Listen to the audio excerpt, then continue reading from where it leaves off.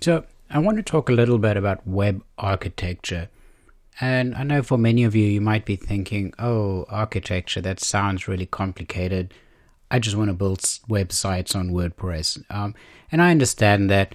And this really is not as complicated as it might first look. But the information you learn here will stand you in good stead for your web development career. I've certainly simplified a lot of it. I know there's some purists out there who might be watching this video, and as I go through this architecture, they might be thinking it's not 100% correct, or I've taken some simplifications. And that's true. I have tried to simplify it to really only show you the parts that I think are important to understand.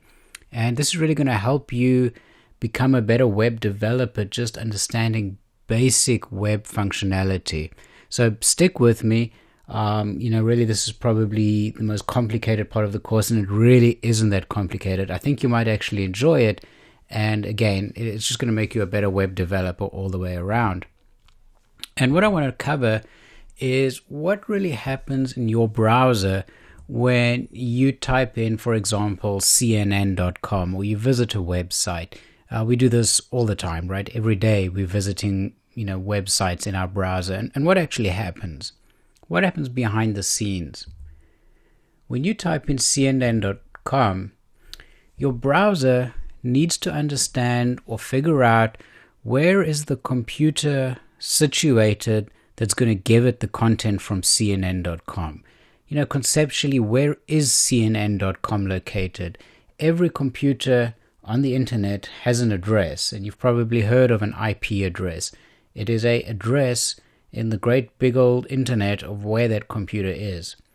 And all the computers are associated with an IP address.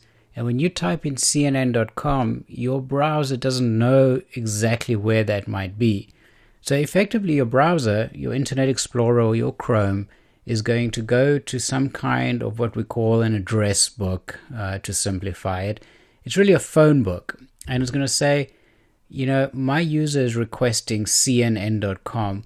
Where will I find that? And that's not much different to when when someone asks you to phone John, and you don't remember John's phone number, but you'll go to your contact book on your phone, or the white pages, and you'll look up John and you'll get his phone number. And that's really what your browser is doing. It's going to this address book and it's saying, okay, where is cnn.com? That address book is going to look up where cnn.com is, and it's going to say, I found it. Here's the address. And it's going to pass the address back to your browser.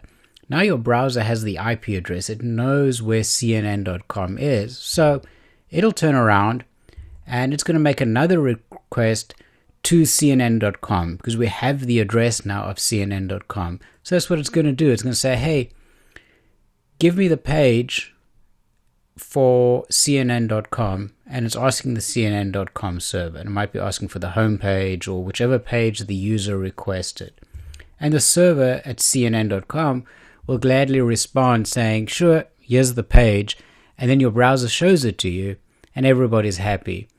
So it's quite a lot that's happening behind the scenes every time you request a web page. I know for you and I, we just type a web page and it appears in our browser. But behind the scenes, we are doing this kind of lookup to find out where is the server. Now, we prefer domain names such as cnn.com. And part of this course, we're going to have you register a domain name for your website. Now, you don't technically need a domain name, believe it or not. You could use IP addresses, just like you could access all your friends by memorizing their phone numbers. It's just really, really difficult and obviously not very practical or feasible. But I say that just to make the point so you understand that how these addresses work. And we use cnn.com as our example. This is CNN's address, 157.166.226.25. So let's take a look at that. We can actually try that, and we can go to our browser. And you'll see there, if you type in 157.166.226.25, cnn.com comes up. It's no different to typing cnn.com directly. So as you can see, the address of CNN.com is 157.166.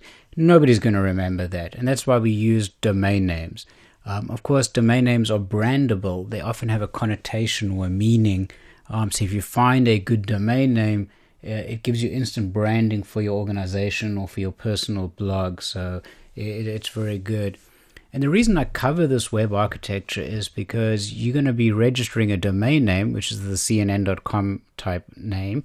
And you're also going to get a hosting account, and the hosting company is going to give you an address, an IP address, which is the location of the server where your website's going to be. And that's why it was important for me to explain what an IP address is and how that lookup process works.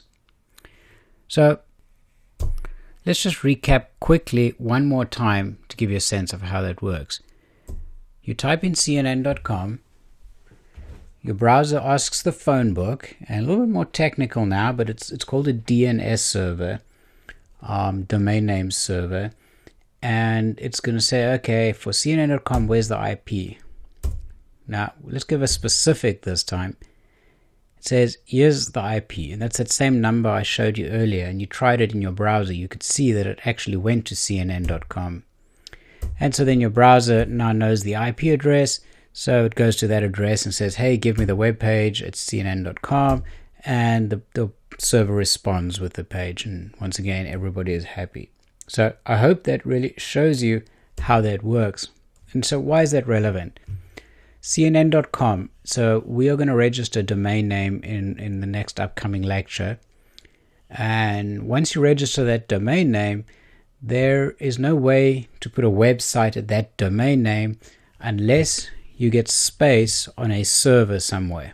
So you are going to get a hosting account, and that's why domain name and a hosting account are two separate things. The domain name is just your record in the contact book, if you will. The hosting account is where your website will actually live, and it's going to have an IP address that's going to be added to this global phone book.